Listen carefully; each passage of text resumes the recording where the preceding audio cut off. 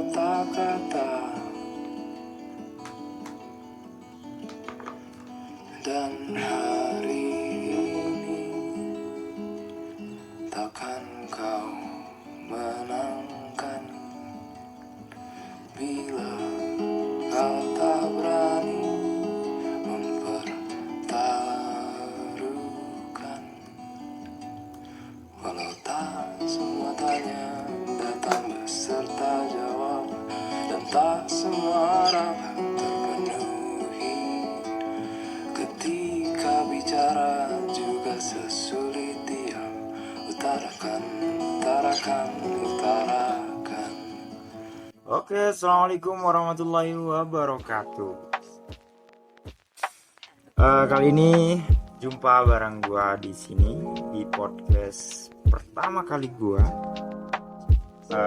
Kali ini di perjumpaan pertama kali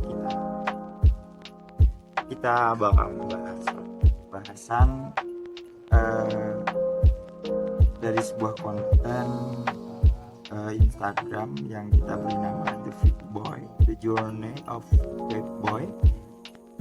Jadi sebelum gue ngomongin lebih jauh gitu, gue bakal sedikit cerita latar belakang dari akun ini gitu. Kenapa kok bisa ada akun The Fit Boy, dan ngebahas beberapa chapter dari chapter 1 sampai chapter beberapa nanti ke depannya,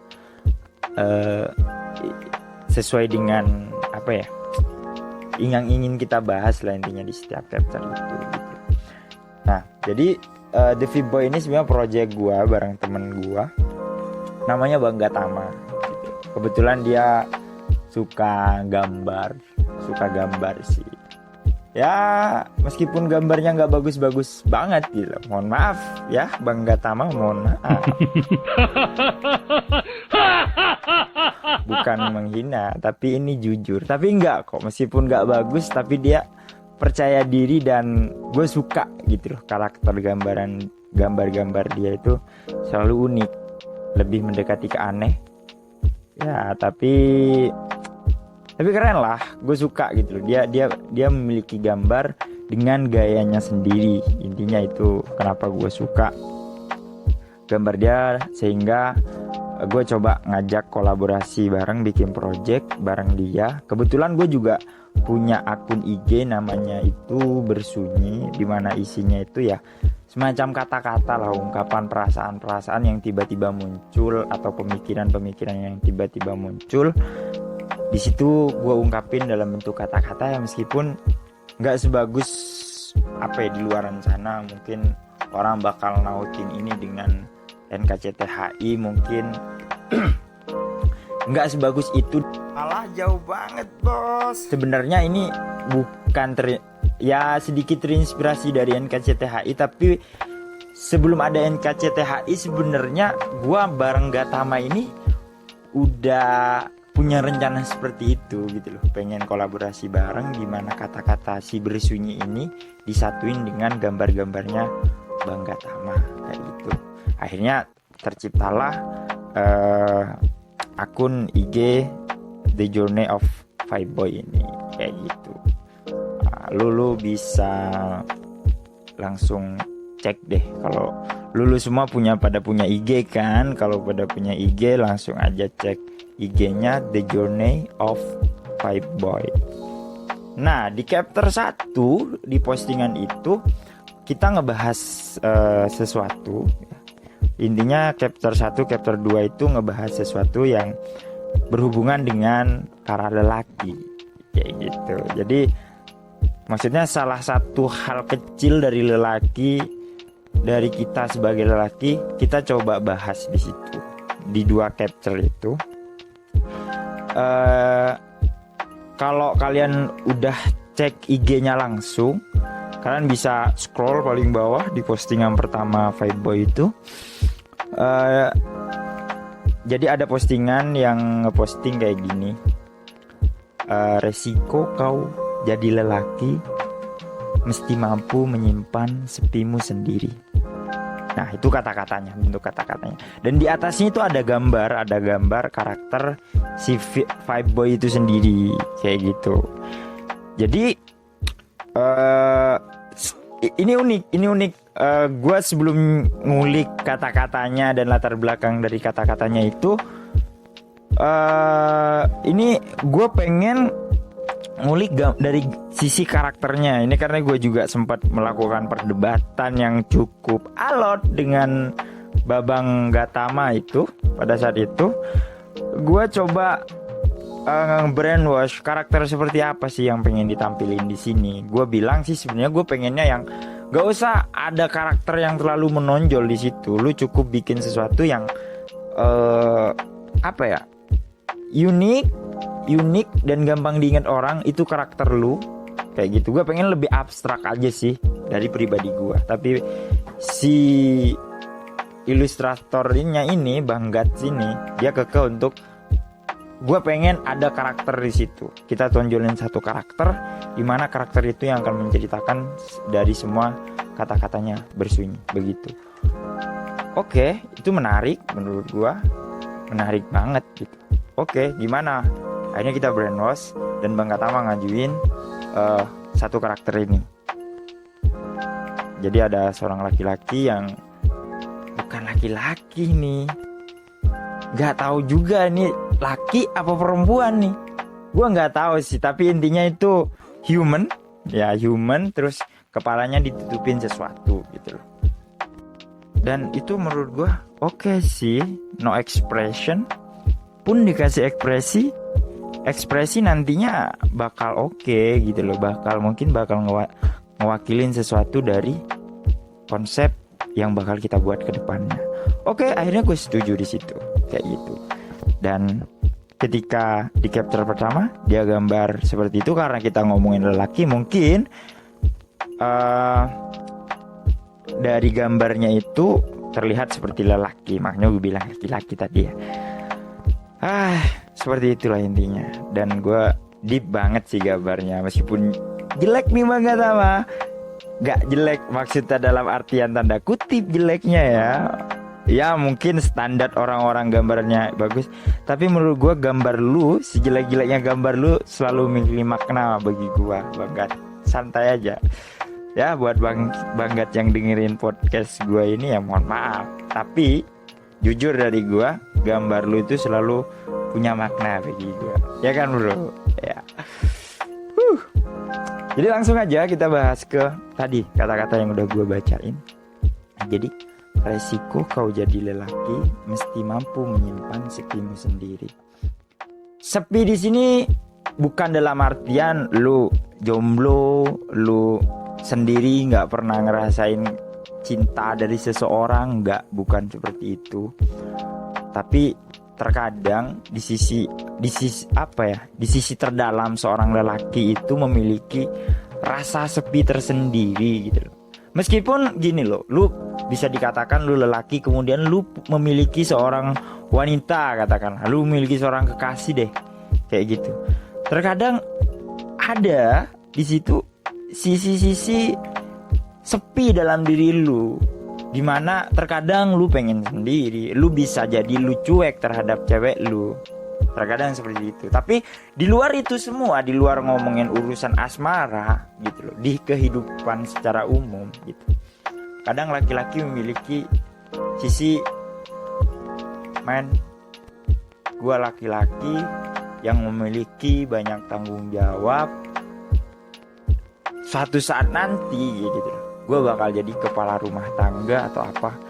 Nah, semacam pemikiran itu terkadang itu menghantui para lelaki gitu lah.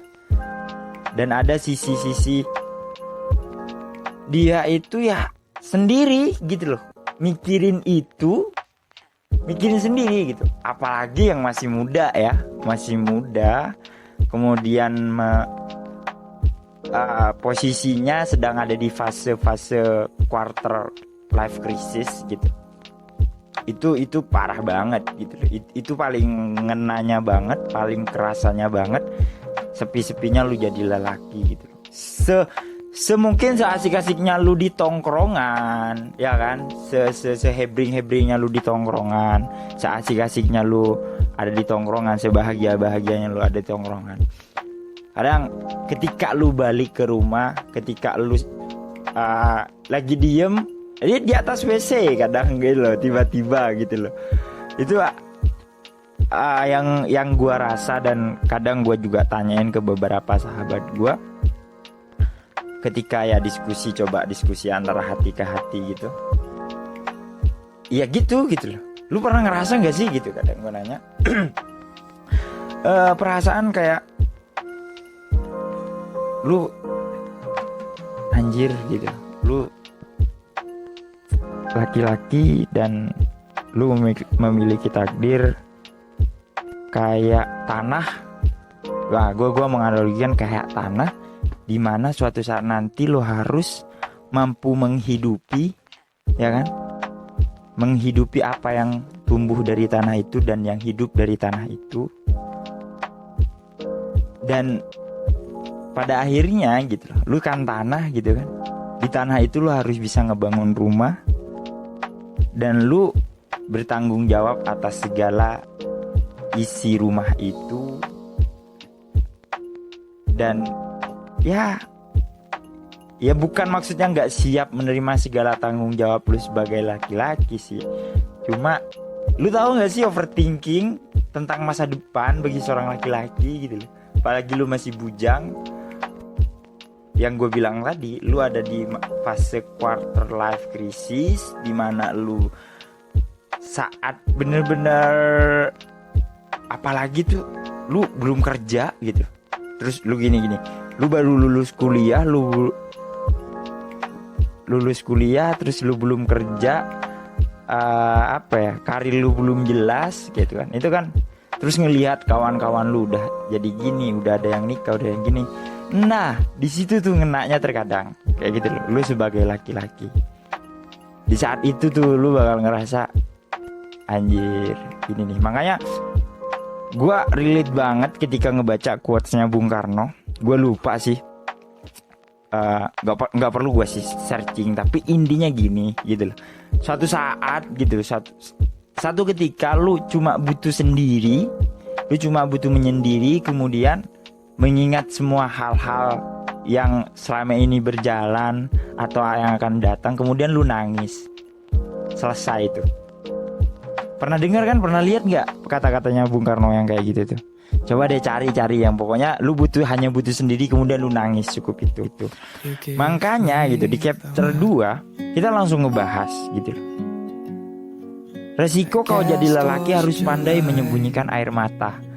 Weh, kalau lu udah sampai titik ini nih, ini kan sesuatu hal yang jarang dilakuin laki-laki kan, jarang banget anjir. Lu pernah nggak sih ngeliat laki-laki nangis gitu? Iya, kecuali laki-laki yang nangis buaya gara-gara diputus cinta. Tapi diputus cinta juga laki-laki juga kadang jarang nangis sih.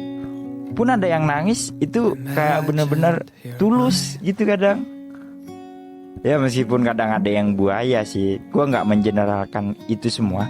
Tapi lu pasti pernah deh ngeliat laki-laki yang apa ya?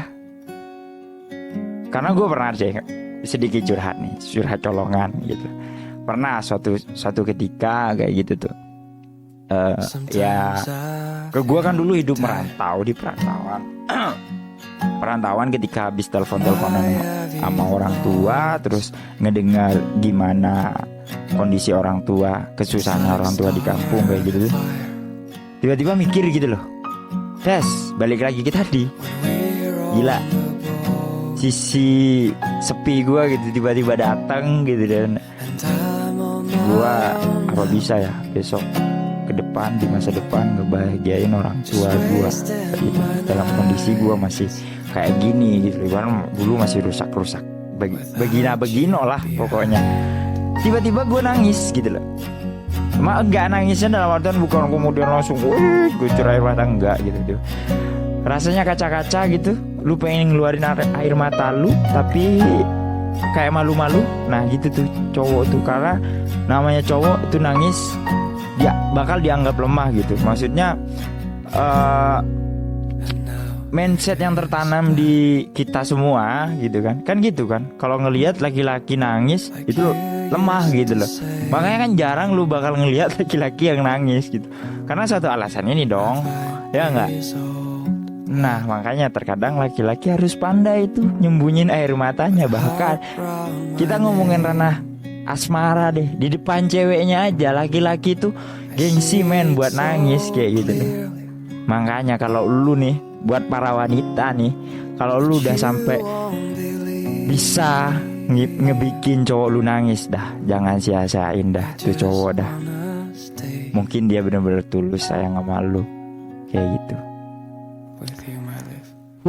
Jadi kesini-sini ya, apa ya, pembahasan kita. Tapi gue lebih suka daripada gue ngebahas asmara, gue lebih suka sebenarnya ngebahas perkara ini, perkara dua kata-kata tadi itu ya perihal umum lah, ke semua lini kehidupan dan intinya ke hidup gitu loh. Ya gitu. Terutama quotes kedua ini gitu, lanjutan dari quotes pertama. Quotes kedua inilah muaranya kayak gitu loh, bahwa gue ulangin lagi, laki-laki harus pandai menyimpan air matanya sendiri kayak gitu. Karena ya gak gampang men gitu loh. Ya kadang laki-laki juga butuh nangis, ya gak?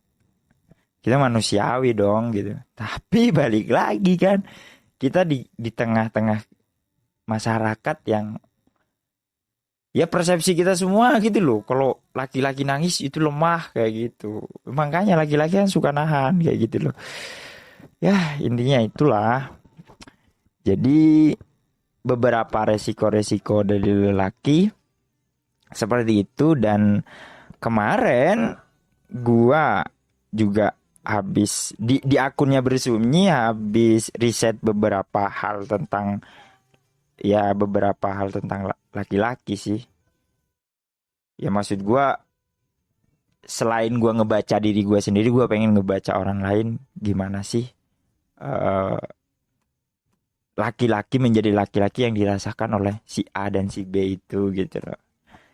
Ya kurang lebih simpulnya ada di dua hal itu gitu, menurut versi gue sih. Tapi mungkin entah menurut versi lu, kita ketemu di media sosialnya The Boy deh. Kita bisa diskusi di postingan, dua postingan itu. Jadi gue tungguin deh lu komentar terkait unggahan podcast gue ini. Jadi lu bisa komentar deh di bawah, di kolom komentarnya dua postingan yang tadi itu. Caranya ya lu tinggal kunjungin aja tuh IG-nya The Boy, lu kunjungin. Kemudian kalau bisa nih, kalau lu ikhlas nih, lu follow dah tuh, lu follow. Habis lu follow, lu scroll paling bawah tuh. Nah, postingan pertama dan kedua itu. Nah, podcast inilah lagi ngebahas itu, dan lu komen di situ. Kita coba diskusi.